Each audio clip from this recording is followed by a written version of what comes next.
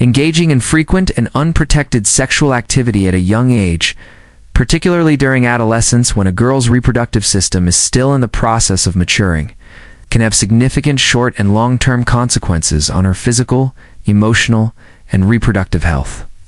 Biologically, adolescent girls are more susceptible to sexually transmitted infections such as chlamydia, gonorrhea, HPV, and HIV, especially in the absence of protective measures like condoms.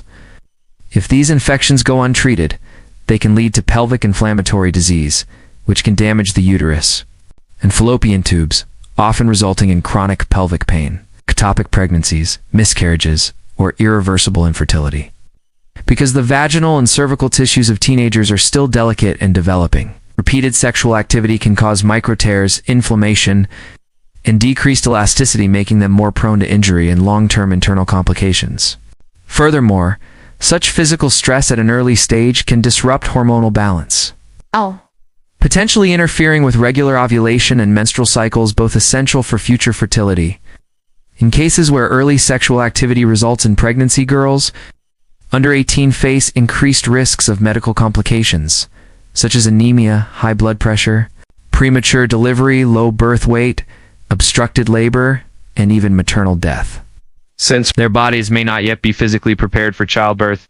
Psychologically, early sexual experiences, especially those that are non-consensual or emotionally premature, can lead to deep emotional scars, including feelings of guilt, anxiety, depression, low self-esteem, trust issues, and post-traumatic stress disorder. These mental health challenges can interfere with personal development and future relationships. On a social level, girls who become sexually active or pregnant early often face stigma, are forced to leave school, lose access to education and career paths, and become trapped in cycles of poverty, particularly in regions where early marriage is prevalent. The absence of comprehensive sex education, access to contraception, and adolescent-friendly healthcare services further worsens the situation, making young girls more vulnerable to repeated pregnancies, unsafe abortions, and lasting reproductive damage.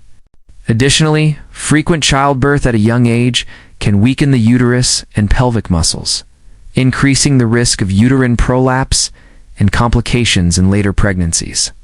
From a legal and ethical standpoint, early sexual exposure often stems from power imbalances, coercion, or misinformation, framing it not only as a health issue, but also as a serious human rights concern.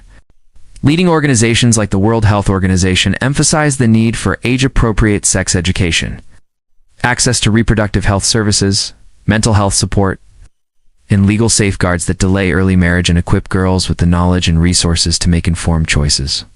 Ultimately, while it is medically possible for a girl who had early sexual experiences to conceive later in life, if no major harm occurred, the risks to her fertility, mental health, and long-term well-being are significantly increased without early education, support, and care. This makes the matter not just a personal concern, but a collective social, medical, and moral responsibility shared by families, educators, healthcare systems, and governments to protect and nurture the safe growth of every young girl.